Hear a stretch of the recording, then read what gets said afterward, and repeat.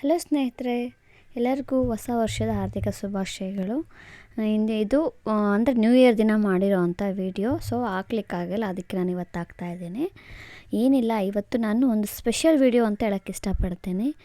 ಇವತ್ತು ನಮ್ಮದು new year ದಿನ ಪೂಜೆ ಇತ್ತು. ಅಲ್ಲಿ ದೇವಸ್ಥಾನದಲ್ಲಿ ಹೊಸ ವಿಗ್ರಹಗಳು ಮಾಡಿಸಿದ್ರು. ಸೊ ಅದನ್ನು ತೊಳೆಯೋ ಭಾಗ್ಯ ನನಗೆ ಸಿಕ್ಕಿತ್ತು. ಆದ್ದರಿಂದ ನಮಗೆ ತೊಳೆಯೋಕ್ಕೆ ಕೇಳಿದ್ರು. ಜೊತೆಗೆ ಯಾವ ಥರ ಕ್ಲೀನ್ ಮಾಡ್ಬೋದು ಅಂತ ನಿಮಗೆ ತೋರಿಸ್ಕೊಡೋಣ ಅಂಥೇಳಿ ಈಸಿ ಮೆಥಡಲ್ಲಿ ಈ ಥರ ವಿಗ್ರಹಗಳನ್ನ ಮಾಡ್ಬೋದು. ಸೊ ಇಲ್ಲಿ ಯಾವ ಥರ ಕ್ಲೀನ್ ಮಾಡೋದು ಅಂತ ನಿಮಗೆ ತೋರಿಸ್ಕೊಡ್ತೀನಿ. ಸೊ ಬನ್ನಿ ಇವಾಗ ವಿಡಿಯೋ ಸ್ಟಾರ್ಟ್ ಮಾಡೋಣ. ಮೊದಲಿಗೆ ಇಲ್ಲಿ ನಾನು ನಿಂಬೆಹಣ್ಣಿಂದ ಎಲ್ಲ ವಿಗ್ರಹಗಳನ್ನ ನಾನು ಉಜ್ಕೋತಾ ಇದ್ದೀನಿ. ಮೊದಲಿಗೆ ಇಲ್ಲಿ ನಾನು ಹಸುನ ತೊಗೊಂಡಿದ್ದೀನಿ, ಅಂದರೆ ಬಸವಣ್ಣನ ತೊಗೊಂಡಿದ್ದೀನಿ. ನಿಂಬೆಹಣ್ಣಲ್ಲಿ ಎಲ್ಲನೂ ಉಜ್ಕೋಬೇಕು ನೀಟಾಗಿ. ಎರಡು ವಸ್ತು ಇದ್ದರೆ ಸಾಕು, ಆರಾಮ್ಸೆ ಇದು ಕ್ಲೀನ್ ಆಗುತ್ತೆ. ಇದು ಹೊಸದಾಗಿರೋದ್ರಿಂದ, ಅಂದರೆ 30ನೇ ತಾರೀಕು ಬಂದಿರೋದು, ಡಿಸೆಂಬರ್ 30ನೇ ತಾರೀಕೆ ದೇವಸ್ಥಾನಕ್ಕೆ ತೊಗೊಂಬಂದಿರೋದು ಮಾಡಿಸ್ಕೊಂಡು. ಸೊ 1ನೇ ತಾರೀಕು ಕ್ಲೀನ್ ಮಾಡೋಕ್ಕೆ ಕೇಳಿದರು ನಮಗೆ. ನಾನು ಅದರಿಂದ ಯಾವುದೇ ರೀತಿ ಕಪ್ಪಾಗಿಲ್ಲ ಅದು. ಸೊ ಸುಮಾರಾಗಿ ಸ್ವಲ್ಪ ಲೈಟಾಗಿ ಆಗಿರೋದನ್ನು ನಾನು ಕ್ಲೀನ್ ಮಾಡ್ತಾಯಿದ್ದೀನಿ. ಆದರೂ ಕೂಡ ನಿಮಗೆ ಡಿಫ್ರೆನ್ಸ್ ತೋರಿಸ್ತೀನಿ ನೋಡಿ, ಎಷ್ಟು ಚೆನ್ನಾಗಿ ಕ್ಲೀನ್ ಆಗುತ್ತೆ. ಇದೇ ಮೆಥಡ್ನ ನೀವು ಮನೆಯಲ್ಲೂ ಮಾಡ್ಬೋದು. ಎಲ್ಲಾದರೂ ದೇವಸ್ಥಾನಗಳಿದೆ ಅಂತ ಹೇಳಿದ್ರೆ ಸೊ ಅಲ್ಲೂ ಹೋಗಿ ಕೂಡ ನೀವು ಈ ಥರ ಕ್ಲೀನ್ ಮಾಡ್ಕೋಬೋದು. ಈ ಅದೃಷ್ಟ ಯಾರಿಗೆ ಸಿಗುತ್ತೋ ಯಾರಿಗೆ ಸಿಗೋಲ್ಲ ನನಗಂತೂ ಗೊತ್ತಿಲ್ಲ. ಸೊ ನನಗಂತೂ ಸಿಕ್ತು. ತುಂಬಾ ಖುಷಿ ಆಯಿತು. ಖುಷಿಯಿಂದ ಮಾಡಿದ್ದು ನನಗೆ ಕೆಲಸನ. ನಂತರ ನಾನಿಲ್ಲಿ ಸಬೀನ ತೊಗೊಂಡಿದ್ದೀನಿ. ಒಂದು ಹೊಸ ಟೂತ್ ಬ್ರಷ್ ತೊಗೊಂಡು ಅದರಲ್ಲಿ ಉಜ್ಕೋಬೇಕು. ಡಿಸೈನ್ ಇದ್ದರೆ ನಾವು ಟೂತ್ ಬ್ರಷೇ ಯೂಸ್ ಮಾಡಬೇಕಾಗತ್ತೆ. ಈ ಥರ ಸ್ಕ್ರಬ್ಬರ್ ಸ್ವಲ್ಪ ರಫ್ ಇರುತ್ತೆ, ಸ್ವಲ್ಪ ನೀರಲ್ಲಿ ನೆನೆಸಿ ಕೂಡ ಉಜ್ಬೋದು. ರಫ್ ಇರೋದ್ರಿಂದ ಸ್ಕ್ರ್ಯಾಚಸ್ ಬಿಡೋ ಸಾಧ್ಯತೆ ಇರುತ್ತೆ.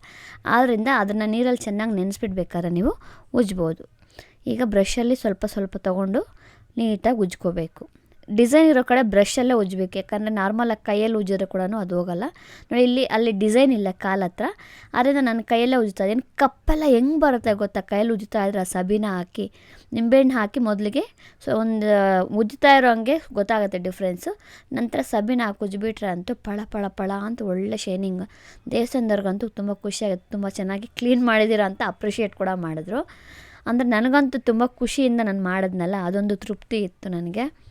ನೋಡಿ ಎಷ್ಟು ಚೆನ್ನಾಗಿ ಪಳಪಳ ಅಂತ ಇದೆ. ಈಗ ನೆಕ್ಸ್ಟ್ ಹುಣಸೆ ಹಣ್ಣಲ್ಲಿ ಕೂಡ ಮಾಡ್ಬೋದು. ಆದರೆ ಹುಣಸೆ ಹಣ್ಣಲ್ಲಿ ಮಾಡೋದ್ರಿಂದ ಏನಪ್ಪ ಆಗತ್ತೆ ಅಂದರೆ, ಆ ಡಿಸೈನ್ ಇರೋ ಜಾಗದಲ್ಲೆಲ್ಲ ನಾವು ಈ ಥರ ಉಜ್ತಾ ಇರ್ತೀವಿ ಅಂದ್ಕೊಳ್ಳಿ, ಕಪ್ ಹಂಗೆ ಕೂತ್ಬಿಡತ್ತೆ. ಆದ್ದರಿಂದ ಹುಣಸೆ ಹಣ್ಣು ಬದಲಾಗಿ ನೀವು ನಿಂಬೆಹಣ್ಣು ಯೂಸ್ ಮಾಡಿದ್ರೆ ಅಂತೂ ಕೆಲಸ ಈಸಿ ಆಗುತ್ತೆ. ಮತ್ತು ಅಲ್ಲೋಗಿ ಅಂಟ್ಕೊಳ್ಳೋದು ಕೂಡ ಇರಲ್ಲ. ನಿಂಬೆಹಣ್ಣು ಆರಾಮ್ಸೆ ರಸ ಮಾತ್ರ ಅಲ್ವಾ, ಈಸಿ ಕೆಲಸ ಆಗುತ್ತೆ. ಆದ್ದರಿಂದ ನಾವು ನಿಂಬೆಹಣ್ಣು ಆದಷ್ಟು ಯೂಸ್ ಮಾಡ್ಕೊಳ್ಳಿ, ನೀವು ತುಂಬ ಉಪಯೋಗ ಆಗುತ್ತೆ, ಕ್ಲೀನ್ ಆಗುತ್ತೆ. ಜೊತೆಗೆ ನಮ್ಮ ಕೆಲಸ ಕೂಡ ಬೇಗ ಆಗಿಬಿಡತ್ತೆ.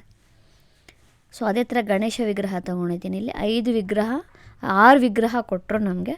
ಸೊ ಅದನ್ನು ಕ್ಲೀನ್ ಮಾಡಿ ತೋರಿಸ್ತಾ ಇದ್ದೀನಿ. 2 ಪದಾರ್ಥ ಹೇಳಿದ್ನಲ್ಲ, ನಿಂಬೆಹಣ್ಣು ಮತ್ತು ಸಬೀನ ಹಾಕಿದ್ರೆ ಸಾಕು, ಪಳ ಅಂತ ಉಳಿಯುತ್ತೆ. ಮತ್ತು ಬೇಗನೂ ಕಪ್ಪಾಗಲ್ಲ. ಇದಂತೂ ನಿಜ ಹೇಳ್ತಾ ಇದ್ದೀನಿ. ಒಂದು 15 ದಿನವರೆಗೂ ಯಾವುದೇ ಕಾರಣಕ್ಕೂ ಕಪ್ಪಾಗೋದಿಲ್ಲ. ಏನೋ ಡಬ್ಬ ಅನ್ಕೋಬೋದು. ದೇವಸ್ಥಾನದಲ್ಲಿ ಅಲ್ಲಿ ಪೂಜೆಗೆ ಅಂದರೆ ಈ ಥರ ಕ್ಲೀನಿಂಗ್ ಅಂತಲೇ ಅವ್ರು ಇಟ್ಟಿರೋ ಅಂಥ ವಸ್ತುಗಳಷ್ಟೇ ಅದು. ನಮ್ಮ ಮನೇಲಾದರೆ ನಾವು ಬೇರೆ ವಸ್ತುಗಳನ್ನ ಯೂಸ್ ಮಾಡ್ತೀವಿ. ಆದರೆ ಅಲ್ಲಿ ಏನು ಕೊಟ್ಟಿರ್ತಾರೆ ನಾವು ಅದರಿಂದ, ಅಂದರೆ ನಮ್ಮ ಮನೆಗೂ ದೇವಸ್ಥಾನಕ್ಕೆ ಸ್ವಲ್ಪ ಡಿಸ್ಟೆನ್ಸ್ ಇದೆ, ಇಲ್ಲ ನನ್ನ ಮನೆಯಿಂದ ತೊಗೊಂಬಂದು ನಾನು ಮಾಡ್ತಾಯಿದ್ದೆ. ದೇವಸ್ಥಾನದಲ್ಲಿ ಕೊಟ್ಟಿರೋವಂಥ ವಸ್ತುಗಳಿಂದನೇ ನಾನು ಕ್ಲೀನ್ ಮಾಡ್ತಾ ಇರೋದು. ಅಂದರೆ ನೀಟಾಗಿಟ್ಟು ಏನು ಆ ಥರ ಏನು ಬೇರೆದಕ್ಕೆಲ್ಲ ಉಪಯೋಗ ಮಾಡಲ್ಲ. ದೇವಸ್ಥಾನ ಅಂದಮೇಲೆ ನೀಟಾಗಿ ಇಟ್ಕೊಂಡಿರ್ತಾರಲ್ವ. ಈಗ ನೆಕ್ಸ್ಟು ನಾನಿಲ್ಲಿ ಶಿವ ಪಾರ್ವತಿನ ಕ್ಲೀನ್ ಮಾಡ್ತಾಯಿದ್ದೀನಿ. ಇಲ್ಲಿ ಡಿಫ್ರೆನ್ಸ್ ತೋರಿಸ್ತೀನಿ ನಿಮಗೆ. ವಿಗ್ರಹ ನೋಡಿ ಎಷ್ಟು ಚೆನ್ನಾಗಿದೆ, ತುಂಬ ಚೆನ್ನಾಗಿ ಮಾಡಿದರು. ನನಗಂತೂ ತುಂಬ ಖುಷಿ ಆಯಿತು ಕ್ಲೀನ್ ಮಾಡುವಾಗ. ಕಲರ್ ಡಿಫ್ರೆನ್ಸು ನೋಡಿ, ಅಲ್ಲಿ ನಿಂಬೆಹಣ್ಣು ಹಾಕ್ತಿದ್ದಂಗೆ ನಿಮಗೆ ತುಂಬ ಡಿಫ್ರೆನ್ಸ್ ಚೆನ್ನಾಗಿ ಕಾಣಿಸುತ್ತೆ ನೋಡಿ. ಅಲ್ಲಿಗೆ ಎಷ್ಟು ಚೆನ್ನಾಗಿ ಕಾಣಿಸುತ್ತೆ ಅಂತ. ನಾನೆಲ್ಲ ಸ್ವಲ್ಪ ಫಾಸ್ಟ್ ಫಾರ್ವರ್ಡ್ ಮಾಡಿ ಮಾಡ್ತಾಯಿದ್ದೀನಿ. ಸೊ ಸೇಮ್ ಮೆಥಡ್ ಆಗಿರೋದ್ರಿಂದ ಒಂದೇ ಥರ ತೊಳೆಯೋದು ಅಷ್ಟೇ. ಸೊ ನಿಮಗೇನಾದರೂ ಚಾನ್ಸ್ ಸಿಕ್ಕಿದಾಗ ಆಯಿತಾ ದೇವಸ್ಥಾನದಲ್ಲಿ ಕೇಳಿ ಆದರೂ ನೀವು ಈ ಥರ ಕೆಲಸ ಮಾಡಿ, ನಿಜವಾಗ್ಲೂ ತುಂಬ ಖುಷಿ ಕೊಡುತ್ತೆ. ನಾನಂತೂ ದೇವ್ರ ಕೆಲಸ ಏನೇ ಹೇಳಿದ್ರು ಕೂಡ ನಾನು ಮಾಡಲ್ಲ ಅನ್ನಲ್ಲ, ಹೋಗಿ ನಾನು ಕೇಳಿ ಬೇಕಾದ್ರೆ ಮಾಡ್ತೀನಿ. ನಂಗೆ ಅಷ್ಟು ಖುಷಿ ಆಗುತ್ತೆ. ನಿಮ್ಮಲ್ಲಿ ಯಾರಿಗಾದ್ರೂ ಈ ಥರ ಚಾನ್ಸ್ ಸಿಕ್ಕಿದೆ ಅಂತ ಕಮೆಂಟ್ ಹಾಕಿ. ಅದರಲ್ಲೂ ನ್ಯೂ ಇಯರ್ ದಿನ ಅಲ್ವಾ, ತುಂಬ ಖುಷಿ ಆಯಿತು ನನಗೆ. ಮತ್ತು ತೊಳೆದಿದ್ದೆಲ್ಲ ಆದಮೇಲೆ ಜಾಸ್ತಿ ಡ್ರೈ ಆಗೋದಕ್ಕೆ ಬಿಡಬಾರ್ದು.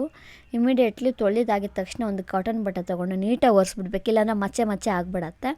ನೋಡ್ತಿರ್ಬೋದು ಮೊದಲಿನ ವಿಗ್ರಹಗಳಿಗೂ ಇವಾಗಿನ ವಿಗ್ರಹಗಳಿಗೂ ಎಷ್ಟು ಚೆನ್ನಾಗಿ ಪಳಪಳ ಅಂತ ಹೊಳಿತಾ ಇದೆ ಅಂತ.